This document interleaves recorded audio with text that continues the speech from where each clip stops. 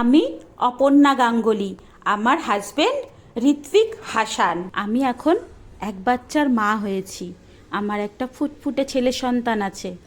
সত্যি, আজ যদি আমি এই ডিসিশনটা না নিতাম তাহলে হয়তো জীবনে অনেক বড় ভুল করতাম।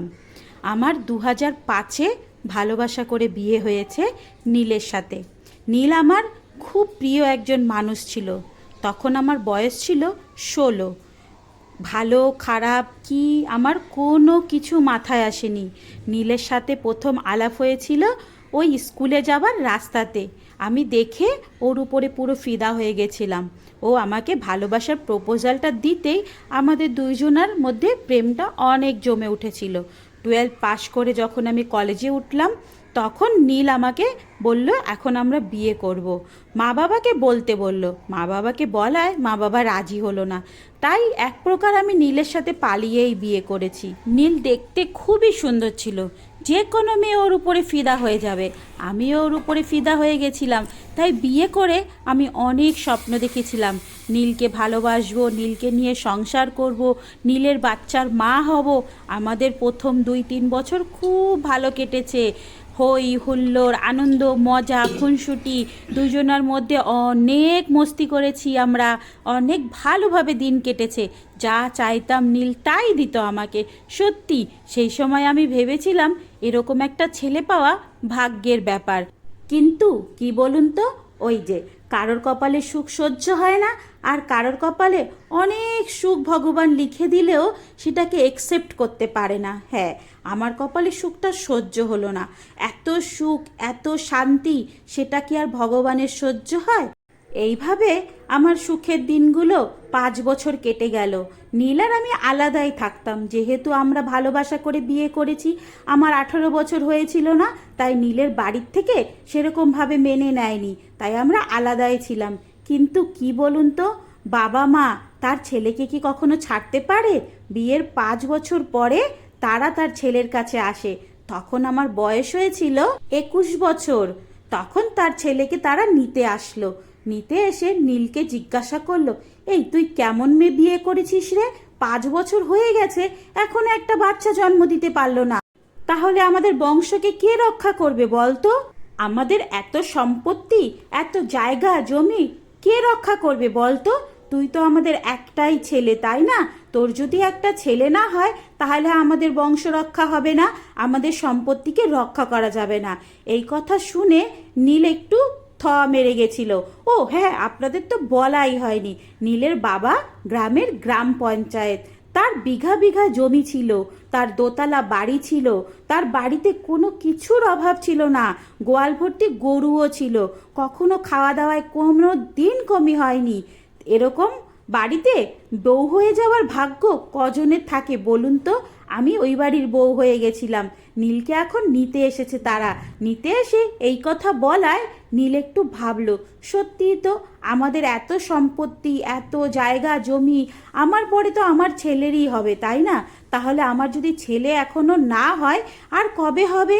আমার বয়স 21। তখনের সময় বিয়ের 5 বছরে বাচ্চা না হলে পাড়ার লোকেরা কথা বলতো 21 বছর বয়স মানে অনেকটাই বড়। আমি তখন তখন আমার একটা বাচ্চার মা হওয়া দরকার ছিল। তাই সবাই এই কথা নিয়ে ভাবলো। আমাকে নিয়ে সবাই ডাক্তার দেখাতে শুরু করলো। ডাক্তার বলল আমার কোনো প্রবলেম ছিল না, আমি সব দিক থেকে ঠিক ছিলাম। কিন্তু সমস্যাটা কোথায় সেটা দেখার জন্য নীলকেও ডক্টরের কাছে যেতে বলেছিল। কিন্তু নীলের বাবা মা রাজি হলো না। বলল ছেলেদের আবার কোনো দোষ থাকে নাকি? যত দোষ থাকে সব মেয়েদের। ছেলেরা হলো সোনায় বাঁধানো হীরের আংটি। আমাদের নীল একটা হীরের আংটি। তখন আমি নীলকে জিজ্ঞাসা করলাম, তোমার কি মনে হয় আমারই দোষ না তোমারও দোষ হতে পারে? নীলও তখন দেখি তার মা বাবার কথায় একদম উঠে পড়ে লাগলো, হ্যাঁ তোমারই দোষ, আমার এখানে কোনো দোষ নেই। তোমার মতো মেয়েকে বিয়ে করে আমার ভাগ্যটাই নষ্ট হয়ে গেছে। আমি মা বাবার আদর যত্ন থেকে বঞ্চিত হয়েছি। আমি নিজের কোনো সন্তান চোখের সামনে দেখতে পাচ্ছি না। সত্যি তখন কথাটা শুনে যেন আমার পায়ের তলা থেকে মাটি সরে গেল।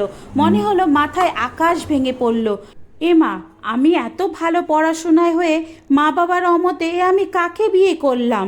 যার জন্য আমি 5 বছর মা বাবার মুখ দর্শন করিনি, যার জন্য আমি সব কিছু ছেড়ে পড়ে আছি এখানে, যাকে আমি আমার জীবনের সব কিছু ভেবেছিলাম, সেই আজকে আমাকে এরকম বলছে।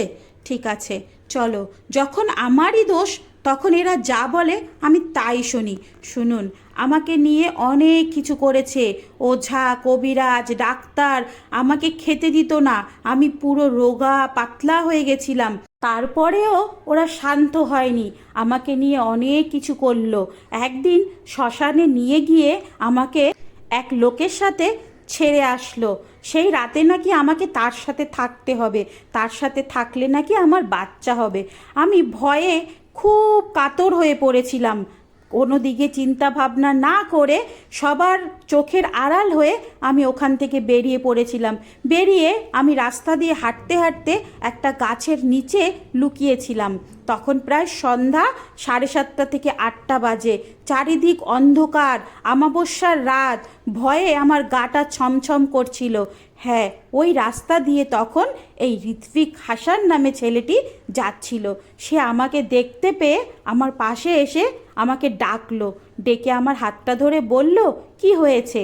আমি সব কথা তাকে খুলে বললাম। সত্যি এই মানুষটা আমার কাছে ভগবানের মতন। হয়তো আমি জীবনে কিছু ভুল করেছিলাম, তার জন্য এত বড় শাস্তি পেয়েছি। হয়তো আমি জীবনে কিছু ভালো করেছিলাম, তার জন্য আমি ভগবান আমাকে এই ঋত্বিকের সাথে দেখা করিয়ে দিল। আমি এদিক ওদিক না ভেবে ভয়ে ঋত্বিকের হাতটা খুব শক্ত করে চেপে ধরি। ঋত্বিক আমার গায়ে হাত দিয়ে বলল, ভয় পেও না, আমি তোমার সাথে আছি। কি হয়েছে বলো? আমাকে দেখে, আমার কান্নাকাটি দেখে ঋত্বিক আমাকে ছেড়ে চলে যেতে পারলো না। কেন? সেই দিন যদি হয়তো আমাকে ছেড়ে চলে যেত, তাহলে হয়তো আমি সকালটা আর দেখতে পেতাম না। তাই ঋত্বিক কোনো দিকে না তাকিয়ে সে আমাকে তার বাড়িতে নিয়ে গেল, তার সাথে নিয়ে গেল। একদিন সে আমাকে তার সাথে বিয়ে করার জন্য প্রপোজাল দিল। আমি তাকে বিয়েও করে নিলাম। এখন আমি ঋত্বিকের ছেলের মা। সত্যি, শুনুন, সবসময় জাতপাত দেখে ভালোবাসা হয় না। ঋত্বিক ছিল মুসলিম আর নীল ছিল হিন্দু। আমি একটা হিন্দু মেয়ে হয়ে হিন্দু ছেলেকে বিয়ে করে কিছুই পাইনি, কিন্তু আজকে একটা মুসলিম ছেলেকে বিয়ে করে আমি পৃথিবীর সব সুখ পেয়েছি। ভালোবাসাটা সবার আগে। জাতপাত দেখে কখনো কোনো কিছু বিচার করতে নেই। এমন না কি সে হিন্দু হলেই খারাপ, মুসলিম হলেই খারাপ, এরকম কোনো কিছু না। যেখানে ভালোবাসা অটুট থাকে সেখানে জাতপাত কোথায় দূরে চলে যায়।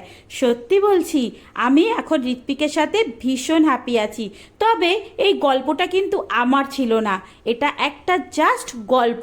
কেউ আমার জীবনের সাথে এটাকে নিয়ে জড়াবেন না, ঠিক আছে? যদি এরকম গল্প আরও ভালো লেগে থাকে অবশ্যই আমি আপনাদের জন্য প্রেজেন্ট করব। আর আজকের ব্লগটা আপনাদের কেমন লেগেছে একটু জানাবেন। চলুন বন্ধুরা, সবাই ভালো থাকবেন, সুস্থ থাকবেন, আর এরকম গল্পের জন্য আমার চ্যানেলটাকে সাবস্ক্রাইব করে দেবেন। টাটা, বাই বাই, সবার সাথে আবার দেখা হবে।